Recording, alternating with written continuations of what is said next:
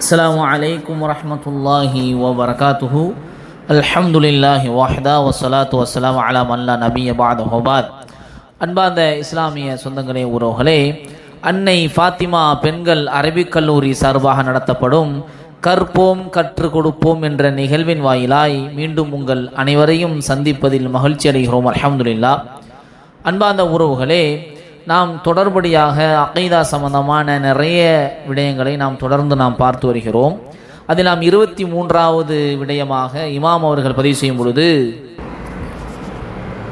வலம் யஹ்ஃபா அலைஹி ஷைஉன் கப்ல ஐ யஹ்லுகஹும் வ அலிம மாஹும் ஆமிலூன கப்ல ஐ யஹ்லுகஹும். அதாவது அவர்களை படைப்பதற்கு முன்பு அவனுக்கு ஏதும் மறைந்திருக்கவில்லை,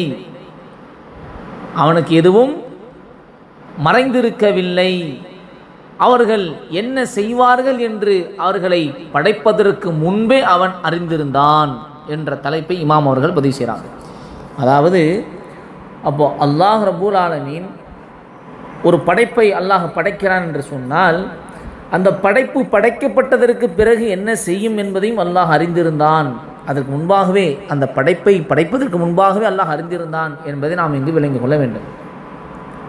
அல்லாஹ் ரப்பூல் ஆலமீன் மனிதர்களுடைய அந்த செயல்கள் விஷயத்தில் கடந்த காலத்தில் நடந்தவை, தற்காலத்தில் நடந்து கொண்டிருப்பவை, மேலும் எதிர்காலத்தில் நடக்கும் அனைத்து விஷயங்களையும் அவர்களை படைப்பதற்கு முன்பிருந்தே அறியக்கூடியவனாக இருக்கிறான் என்பதை நாம் இங்கு விளங்கிக் கொள்ள வேண்டும். இப்படிதான் அல்லாஹ்வை நாம் நம்பிக்கை கொள்ள வேண்டும். அல்லாஹ் குர்ஆனில் ஒரு கூட்டத்தாரை பற்றி அவர்கள் எதிர்காலத்தில் எவ்வாறு நடந்து கொள்வார்கள் என்பதை குறித்து முன்கூட்டியே அல்லாஹ் ரப்பூல் ஆலமீன் குர்ஆனில் பதிவு செய்திருக்கிறான். 6வது அத்தியாயத்தினுடைய 28வது வசனம் அல்லாஹ் சொல்வான், வலௌருத்து, அவ்வாறு இந்த உலகத்திற்கு மீண்டும் அவர்கள் திருப்பி அனுப்பப்பட்டாலும் எதை விட்டு தடுக்கப்பட்டுள்ளார்களோ அந்த ஷிர்கானவற்றின் பக்கமே மீண்டு வருவார்கள், நிச்சயமாக அவர்கள் பொய்யர்கள் என்பதாக அல்லாஹ் ரப்பூல் ஆலமீன் பதிவு செய்கிறான். மற்றொரு இடத்தில் அல்லாஹ் சொல்லும் பொழுது 8வது அத்தியாயத்தினுடைய 23வது வசனத்தில் அல்லாஹ் பதிவு செய்வான், வலவ் அலிமல்லாஹு ஃபீஹிம் கைரா, அவர்களிடம்